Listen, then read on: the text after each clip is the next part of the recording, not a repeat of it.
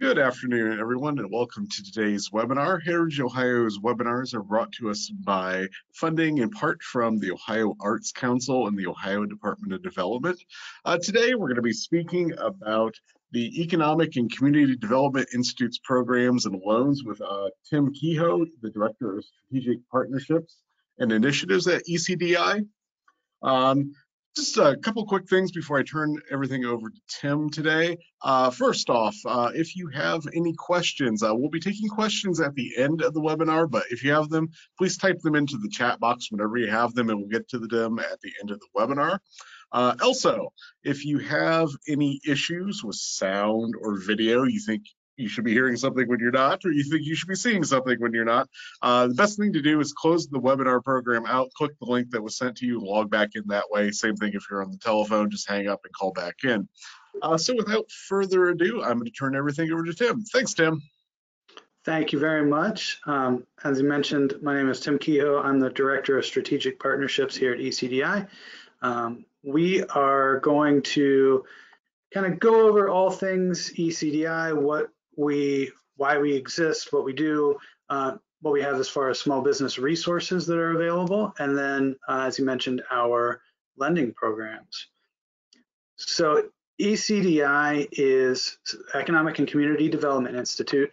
We were founded in 2004 here in Columbus, Ohio, and we are a micro-lender, community development financial institution. We are a nonprofit, and our mission is investing in people to create measurable and enduring social and economic change. That's a long-winded way of saying we help small businesses either launch or grow with the primary goal to create employment opportunities, predominantly for low to moderate income individuals. That statement encapsulates like 90-something% of the US economy, and it's the vast majority of employment that exists in the United States is through small businesses. We were started in 2004 by a lady named Ina Kinney. She came to the United States as a refugee, as a young girl, and her father had one of those stories where he came as a well-respected engineer, started over as a janitor when they got to the United States, started a small business, turned that into multiple businesses. So for what we do and the businesses that we support, for her is a very real and tangible thing because she sees herself as a product of entrepreneurialism. And so our organization kind of grew with that as its foundation. We operate in all 88 counties in Ohio and the counties along the river in West Virginia, Kentucky, and just outside of Cincinnati in Indiana. Main headquarters is here in Columbus, and we have locations in Columbus, Cleveland, Cincinnati, and Portsmouth that all house our women's business centers that you'll learn about here in a moment. And then we also have field offices in Toledo, Akron, Canton, and a really robust presence throughout Appalachia. So a little bit about ECDI. We are a nonprofit organization ourselves. We kind of view ourselves as the one-stop shop for all things small business. So training, coaching, technical assistance. But then the thing that really sets ECD apart from some of the other small business assistance centers is that access to capital piece. So our small business lending programs. We are the largest micro lender in the United States. That's an SBA program. And it's kind of a big deal for us because we're in Ohio and not one of the big population centers. And we are what's called a Community Development Financial Institution, or CDFI. CDFIs are Treasury Department designations. They're private organizations, often nonprofit like ECDI. But the reason why they exist is because when banks do small business loans, they earn their revenue from it as a percentage of the loan amount, interest. And so banks, but it costs the same amount for a bank or a lender to do a $5,000 loan as it does a $50,000 loan, as it does a $500,000 loan, as it does a $5 million loan. And so because banks typically they want to do those $5 million loans. They don't want to do the $5,000 and $50,000 loans. And so CDFIs exist because there's a very real market need for small business loans at that smaller dollar amount. And so CDFIs work to fill the void in that lending space. And they're really community development organizations where they have economic impact but they're really kind of centered in the community, be it demographically or geographically, that they serve. So we have two kind of main programmatic pillars, if you will, at ECDI. We have our Business Incubation and Innovation Center, or BIC as we call it, which houses all of the wraparound services, the training, the technical assistance, all of our, basically all of the support and resources, tools that we have to support small businesses and entrepreneurs. And then we have our lending element. So it's access to capital, again, for those underserved by traditional lenders. So we're going to talk through BIC and its programming. This is largely done, the heartbeat of BIC is our women's business centers. They provide all sorts of assistance to really any business owner, but it comes in multiple forms. One-on-one business coaching. We can help with business plan creations, projections creations. We have platforms where you can, modular based, where you go in and you can assist people to create their own business plans. We have access to a computer lab with Wi-Fi. We have networking events. You can, if you have a home-based business, you can come into our facilities to take client meetings. We also have what's called a professional advisory network. So for anyone who is a member of BIC or Women's Business Center, you get access to lawyers, accountants, marketers, e-commerce specialists, depending on what your individual business need is. These are all industry experts that have wanted to give their time to small businesses, so we have a network to match you up based on your individual need. We have printing and notary services. I mentioned we have legal assistance and referrals, and really basic assistance is available for any entrepreneur, from I have an idea that I want to start putting into a business plan, all the way up to I have an existing business and I want to pivot into a new revenue stream or new product or service to be delivered. We can meet individuals really kind of anywhere along that spectrum, pre-business all the way up to generating revenue for many years. So I mentioned BIC. We have four main programs within BIC. The first is the one that I've mentioned before, our Women's Business Centers. So this is, again, we have four physical locations: Columbus, Cincinnati, Cleveland, and Portsmouth. However, the assistance is really available to anyone, regardless of gender, regardless of location, because we can deliver much of that assistance virtually. But again, it's for really any entrepreneur or business owner that needs assistance with whatever hurdle they're facing. As I mentioned, it could be from somebody as simple as I make knit hats and I want to sell them online, all the way up to a technology company that uses RFID chips to track fruit as it goes through a fruit smoothie process. So each one of those businesses has a massively different need. You know, one is I need to set up an e-commerce site. The other one is a CEO who's trying to balance being a CEO and a programmer and collections and accounts receivable, and so he's trying to get him to understand what it means to be to run your business and not have your business run you. And so, as I mentioned, those are kind of diverse and unique needs, and so we have a vast set of skills, tools, and resources that are available to help you overcome that. We also have a really robust food business incubation services. So this is, again, physical infrastructure. We have what's called our food fort, which is a shared commercial kitchen space open to rent for food-based businesses. It's a licensed, inspected facility that allows you to create food products to be consumed elsewhere at a later date. In addition to the physical infrastructure, we also have a mobile food commissary. So that is food trucks and trailers where they can park and have access to food safety equipment. We have a couple of those commissaries, and then we also have a third kind of accelerator production facility that houses a 200-foot bottling line for consumer packaged goods. In addition to that, those physical places, we also have a really good team of experts. We have a director of food incubation, director of food safety.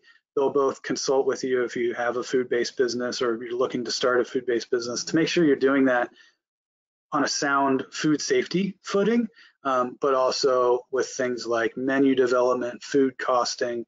We have a really, really strong food incubation team that can help a food-based business get started or get growing. Obviously, with anything food related, you want to make sure that that is being done on a sound food safety kind of foundation, because if you don't have good food safety, then you won't have a food-based business for very long. We have another program called our Minority Contractor Resource Center. So this is for MBE or WBE certified contractors within the construction industry.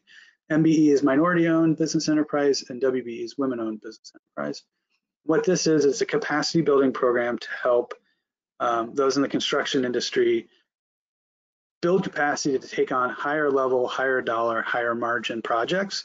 There's also a financing piece where you can finance the labor and materials for the duration of a contract.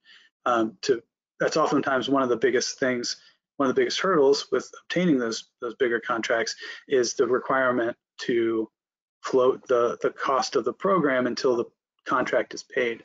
So we actually have a lending program that ties it to the contract itself. And then lastly, in our big programs, we have what's called our Social Enterprise Hub. So this is for-profit or nonprofit organizations that have an ancillary community benefit that is on par with either their sustainability if they're a nonprofit or their profitability if they're for-profit. And this comes in, it's self-determined, and it comes in many different forms. It could be serving an underserved population, it could be employing an underemployed population, it could be an environmental benefit, it could be one of those scenarios where, like Tom's shoes, where you, as a consumer, if you buy a pair, then a pair gets donated.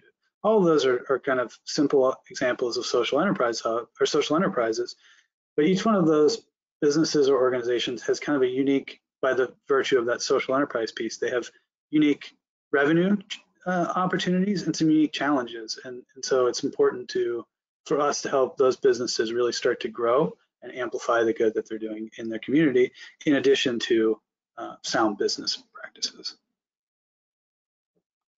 So those are our BIC and kind of training and technical assistance programs. Again, if anyone has any questions at all, certainly feel free to put them in the chat. I'll be happy to kind of answer them as we go. Next, and this next section is kind of lending basics. And so this is, some of this may be old hat to some of you, and for some of you, this may be brand new. We like to include this because it sets the context for our small business lending programs. These are things that really any small business lender that an applicant would go to, it's going to require some sort of a business plan. If it's an existing business that's been generating revenue, that business plan becomes more of an executive summary or executive statement on how the business operates, what it does, how it earns its revenue. Certainly for startup businesses or businesses that are in the process of just kind of putting structure to them, that business plan is really kind of an important piece of your loan application package. The 3-year monthly financial projections are really important because that's what's used by a credit team or an underwriter to establish what the business will be doing in the future. Each owner of the business will also have to fill out what's called a personal financial statement. And so this is for any owner who is a 20% more owner of the business. What this does is it gets a sense of the owner's global financial standing. What liabilities do they have? What income sources do they have? This is a small business administration requirement, and it's, again, something that you would find really at any, even a traditional small business lender. Business financial statements and tax returns, oftentimes for sole proprietors or single member LLCs, these are one and the same. But for an existing business with generating revenue that has established financial documentation, these are really important to make sure that the financial statements and the tax returns match each other, and that the business is reporting everything appropriately. This is all done. These are all collected to essentially measure cash flow. And this is really important because this is a lender's opportunity to assess the ability for the loan to be paid back. There are collateral and equity injection requirements for our loans. The first and primary way that they are collateralized is through what's called a UCC lien, a Uniform Commercial Code lien. This is similar to a mortgage on a house. This is a lien on the business that prevents the business from being sold without paying off the underlying business debt. And so, like I mentioned, it's like a title lien on a car or a mortgage on a house. And so a way to think about it is anything that the business owns or will own, could be inventory, could be furniture, fixtures, and equipment, it could be vehicles, it could be accounts receivable, all of that could be computers, it could be tables and chairs. All of those things have value and they go to form a business valuation. And then that business valuation, that business is an asset, that's how it's collateralized. And then all lenders are going to measure on some level the 5 C's of credit. Some lenders have different words for what each of these C's are, but they kind of all are generally the same thing. So capital, what have you personally invested in a company? Condition, or the use of the loan. The capacity, or what your ability to repay the loan. That collateral that we just talked about, that's a form of security that guarantees the repayment. And then character, your background, your credit history. With most traditional lenders, if you have a negative indicator in any one of these 5 C's, you're typically automatically declined for approval. At ECDI, we have the ability through open communication with the relationship manager, or what loan officer, we call them relationship managers. We have the ability to offset negative indicators in these 5 C's by mitigating it or offsetting it with a positive indicator. And so many times if you were to go to a traditional lender to take a meeting on a small business loan, they'll know whether you qualify or not far before you ever walk in the door for that initial meeting. And at ECDI, we have much less stringent requirements. And so we are far more flexible as a lender than what you would experience at a traditional lender. So those are some generalized things that you would experience regardless of the lender that you went to. They're all going to take that and go through some version of the same process of what I just described.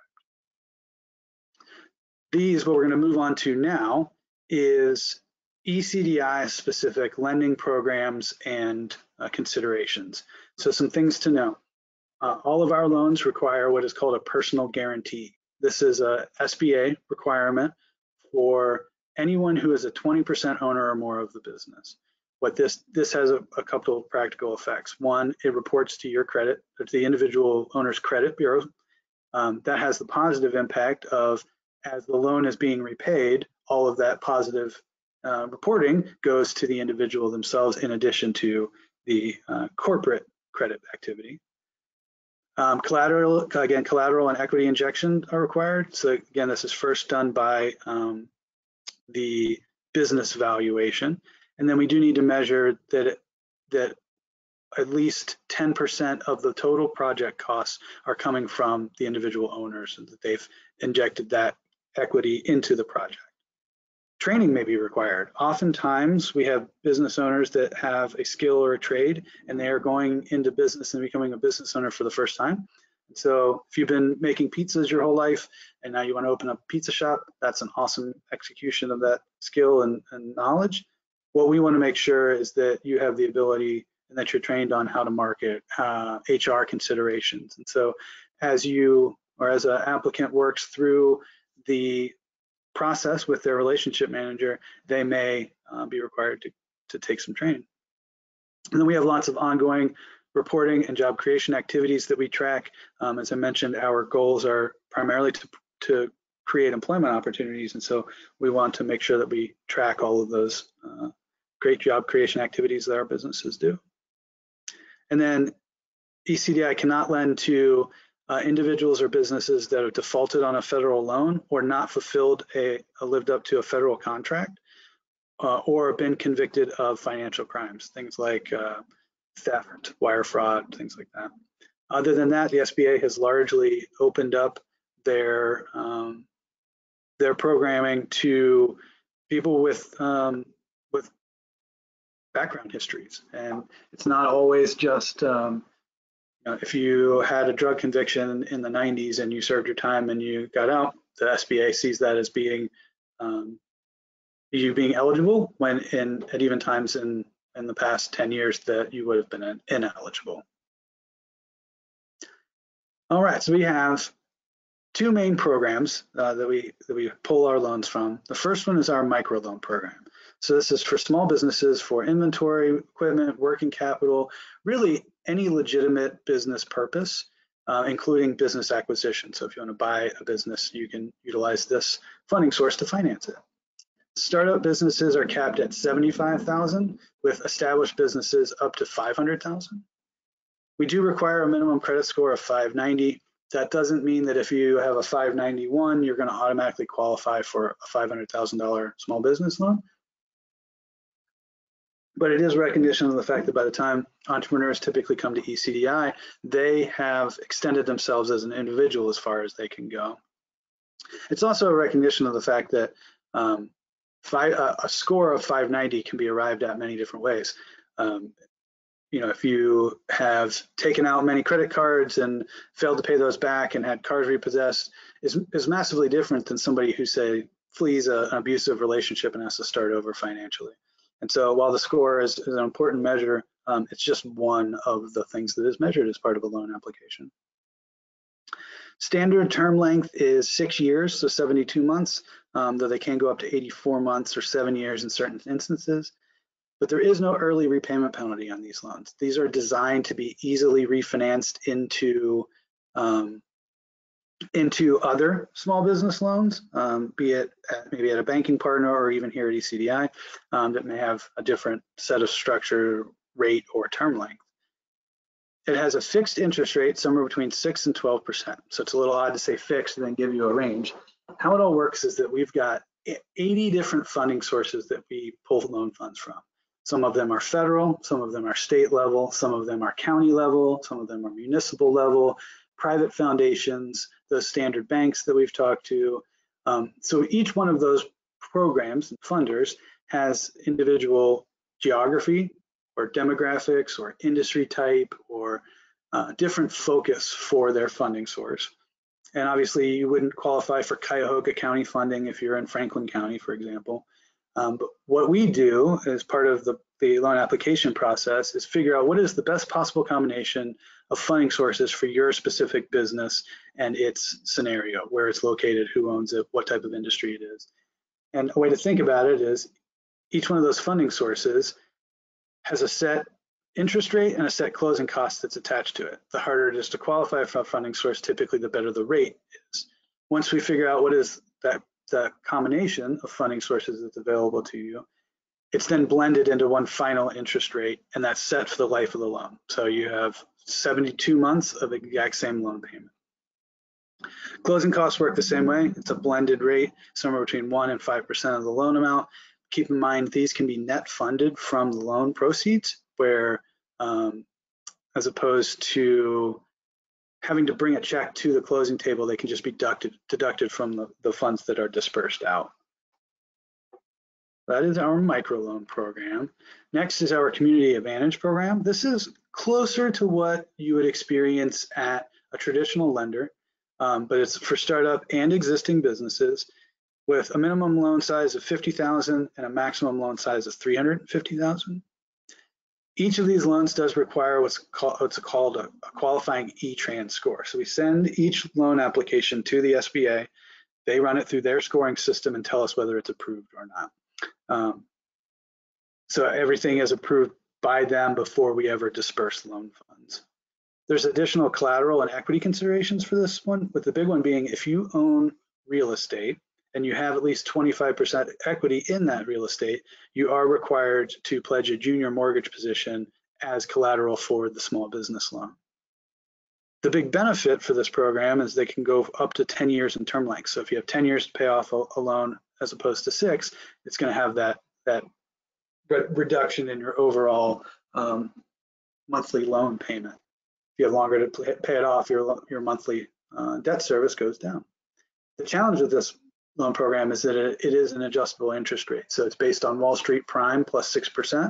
So as that goes up, that has the practical effect of, slight increases in the rate equal slight increases in the monthly loan payment amount.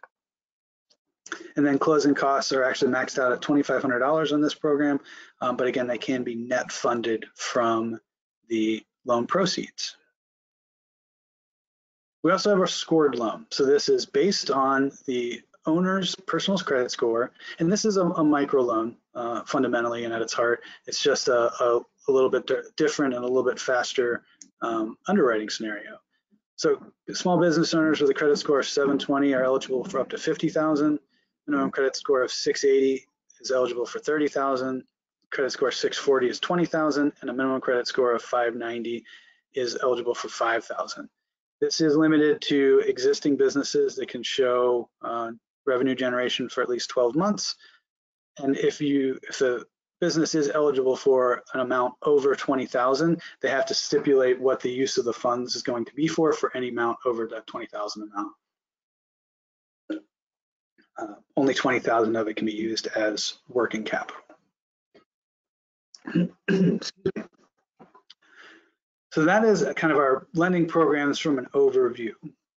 I haven't seen any, excuse me, questions come through, so I'm going to proceed into our lending process, what to experience or expect to experience if you are applying.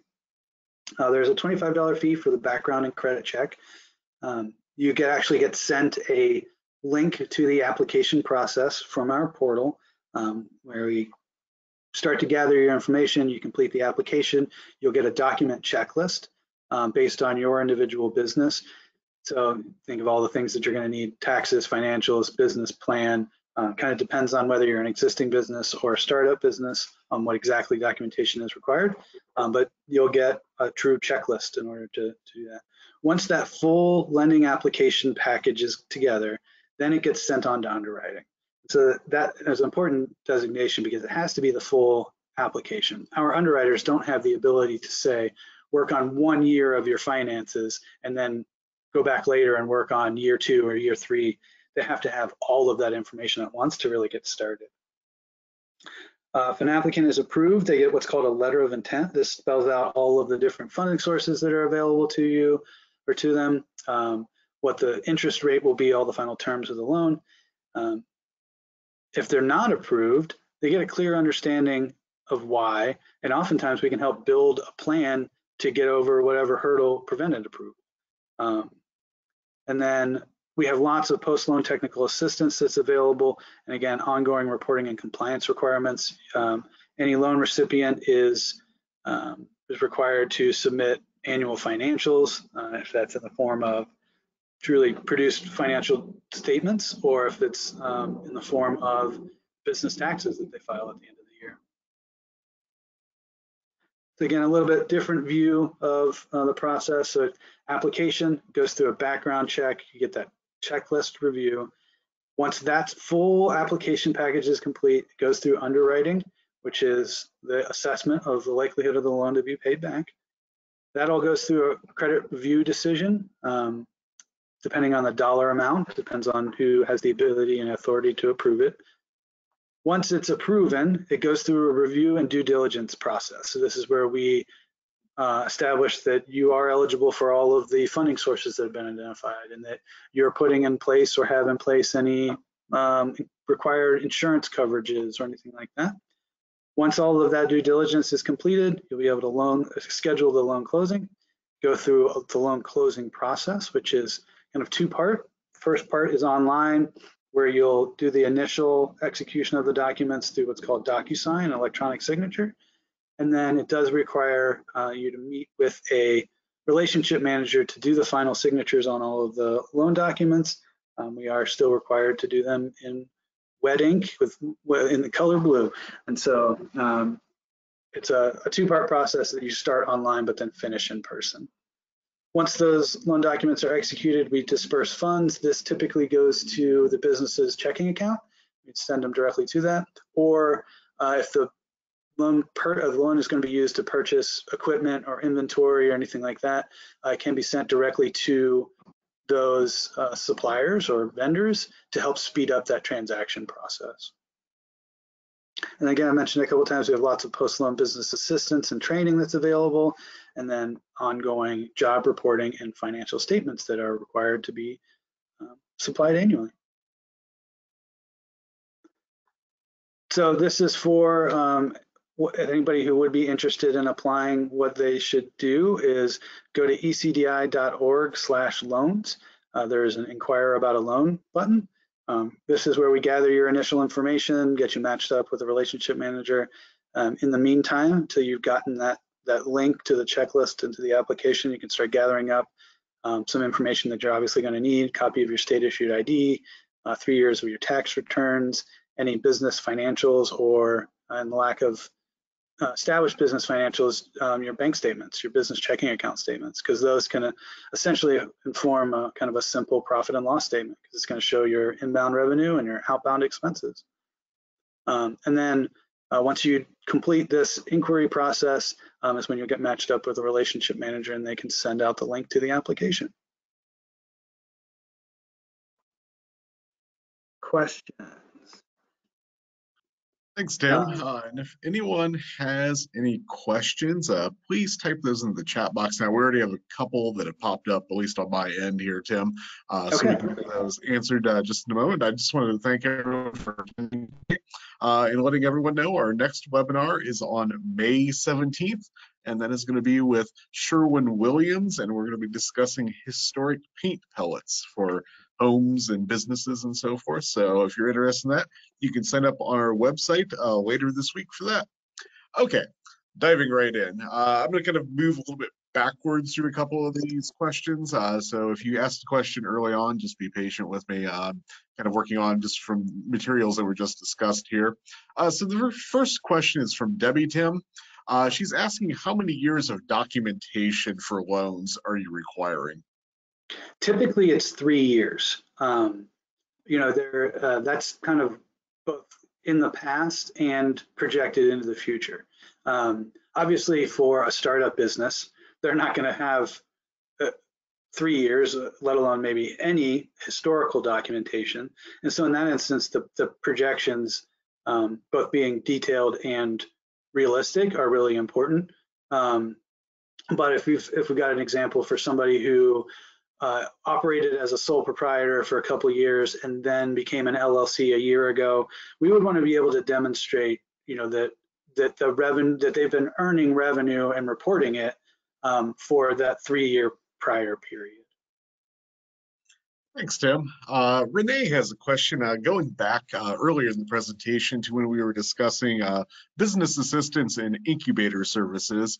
Does food business also service anyone that's interested in setting up the beverage side of food business, such as opening a brewery, a wine bar, or something like that?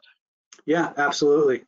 They have a really robust knowledge in the process for applying for liquor licenses and things like that.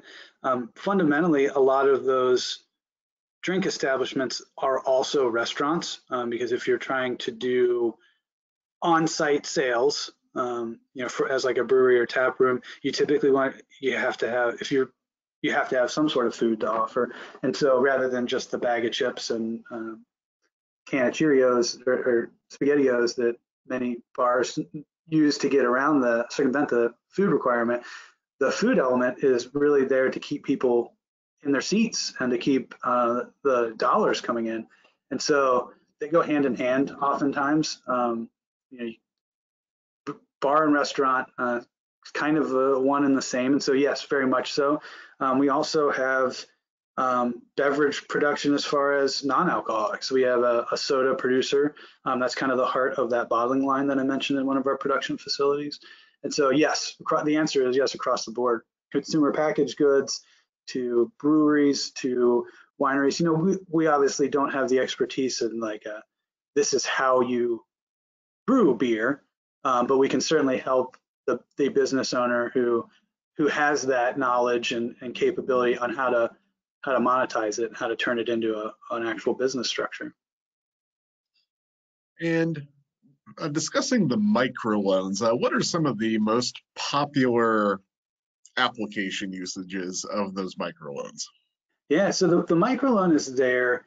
It was created as a program because there's a pretty significant need for, like, traditional banks a lot of times do not want to lend to small food-based businesses, restaurants and things like that.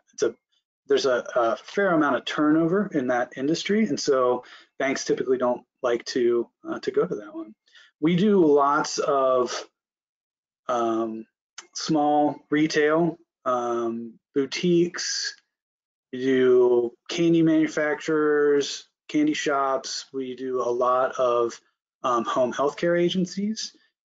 But a good way to think about it is there's a lot of businesses that require a piece of equipment or the ability to travel around and deliver your service on different locations. Those typically aren't very high capital need. You don't need a couple $100,000 to sell your time as a home healthcare aide, for example. And so those businesses typically have the microloans attached to them. We do a lot of individuals who have commercial driver's licenses that want to purchase their own truck to operate their own business as opposed to driving for somebody else. You can buy a used semi truck for $50,000, $75,000 and be off and on your way as your own small business. And so those are some kind of simple examples. I mentioned all the way up to, we have businesses in our network that have microloans that are tracking the temperature of fruit for PepsiCo, for naked juice companies, from when the fruit gets boxed all the way through to when the bottle completed leaves their facility, and it's all hands off. But that business also had a microloan. They needed about $100,000 to get up and going and start hiring their first employees, and have been off and running ever since. And so it kind of runs that whole spectrum. But we have done a lot of the smaller retail, a lot of bars, restaurants, a lot of food trucks, and then like a lot of service-based businesses, lawn care companies, auto mechanic shops are all. We do a tremendous amount of early childhood education facilities, preschools, essentially. Sounds great, Tim. In short, it's not limited or directed to any specific industry, and is applied pretty widely. Thanks. Our next question here is, if somebody were working with ECDI, either as a service or as a loan provider, does ECDI help them sort of get out there and see what other kind of funds are available, state funding, local funding, things like that? We can. We obviously do a lot of it. We tend to not do real estate transactions, and so for a lot of businesses, that is their ultimate goal. And so we have other like-minded or similar organizations that work very specifically in those spaces. Through our social enterprise hub, we assist nonprofits in identifying and working towards obtaining grants. But from a purely practical perspective, we are on the small business side, and so especially during the pandemic, I did a tremendous amount of raising awareness amongst our network of kind of those federal funding sources that became available, some of the restaurant relief funds and some of those grant programs. But for-profit businesses, they can't really apply for grants and things like that. And so whenever we discover anything that's going to assist one of the businesses in our network, we certainly either launch training programs around it, or market those programs themselves to our network. Thanks, Tim. And I know we're going to be discussing this within our Main Street program webinars coming up with ECDI. But could you just briefly discuss how, if somebody were working in a Main Street-like entity around the state of Ohio, how they could really connect their small businesses with ECDI? Yeah, so we have presence kind of throughout the state, and so if you do have businesses in your network that want to engage with one of our programs, you'll get matched up with a relationship manager in your area. They become your main point of contact and your referral source. And we oftentimes can come and bring those programs to you. If you have, I did it a few weeks ago for the Westerville Ohio Main Street program. They had an annual meeting and I came and presented at it. And so we would love to have those opportunities to put our programs in front of your networks and your community. We realize that as ECDI, we can't be everywhere in every small community or in every even medium-sized community. And so really relying on other partner organizations like those Ohio Main Street locations to be able to share this information, find interested individuals, and then match them up with our team. We are a very kind of human-centric organization. We assist the small business owners that either can't do it on themselves or by themselves, or those ones that have been overlooked by everybody who is helping them. And so we realize that each loan application and each small business is a different scenario, a different beast in and of itself, and so they get treated individually. And there isn't really a one-size-fits-all approach to it, but I think the biggest thing is opening up that communication line with that relationship manager in your area, because ultimately, especially when you start working with small business owners, you can do a certain amount in group settings, and then at a certain point, it becomes very individualized because it's on a per business basis. Even two businesses in Chillicothe, for example, are going to have two very kind of specific sets of need. A virtual reality escape room business is going to be very different than a restaurant, for example. And so once we start identifying those individual characteristics of the individual project or business, that's when we really start needing to work individualized. And so the great first step is just making sure that you have an open communication to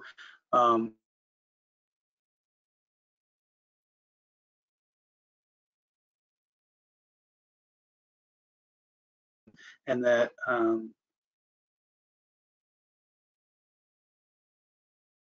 to our closest office to your location, that as you do identify those businesses that might be interested, or even,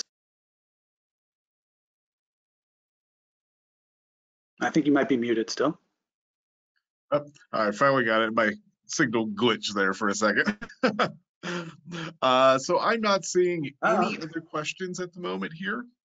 But just want to thank Tim again for doing this webinar today, and thank you ECDI for partnering with us on this. It's really great information for everyone around Ohio to have for their small businesses. So our next webinar coming up, May 17th, Historic Paint Colors. Remember to sign up if you're interested in that. And we thank everyone for joining us today. Thank you, Tim, and we'll see you at our next webinar. Thank you. Thanks, everyone.